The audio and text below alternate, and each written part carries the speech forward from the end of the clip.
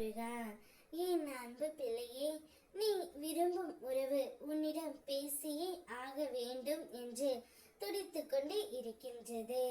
அப்படி என்ன பேச வேண்டும் என்று தானே கேட்கின்றாய்?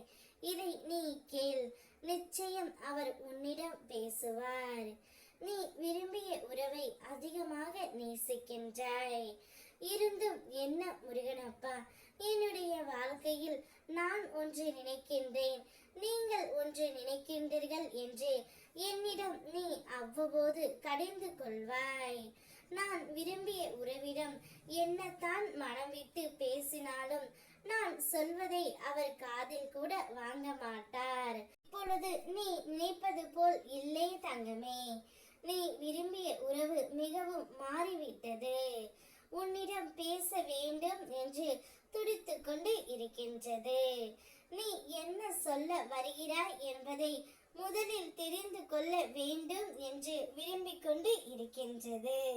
இப்பொழுது தானாகவே உன்னிடம் வந்து நான் உன்னை மட்டும்தான் நேசிக்கின்றேன், இனி நீ இல்லாமல் நான் ஒரு நொடி கூட இருக்க மாட்டேன், இனி உன்னோடு மட்டும்தான் என்னுடைய வாழ்க்கை, நான் இத்தனை நாட்களாக தவறு செய்தேன் தான், இல்லை என்று நான் கூறவில்லை, நீ பேசுவதை கூட நான் சரியாக காதில் வாங்கிக் கொள்ளவில்லை, இப்பொழுதுதான் உன்னுடைய அருமையும் பெருமையும் எனக்கு புரிந்து விட்டது.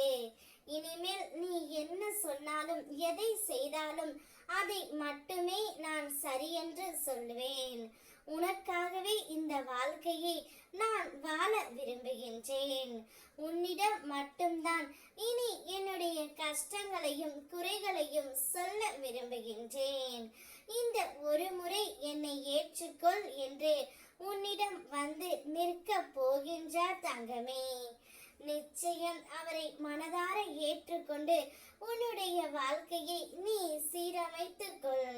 இப்பொழுது முழுமையாக மனம் மாறித்தான் உன்னிடம் வந்து இருக்கின்றான். தவறு செய்யாத மனிதர்கள் இல்லை. தவறு செய்தால் அதை திருத்திக் கொள்ளும் பக்குவம் அனைவரிடத்திலும் வந்துவிட்டால் இனி அந்த தவறே நடக்காது தங்கமே. இப்பொழுது உன் துணைக்கு வந்துவிட்டது. அவரை ஏற்றுக்கொள், சந்தோஷமாக வாழ். ஓம் முருகா.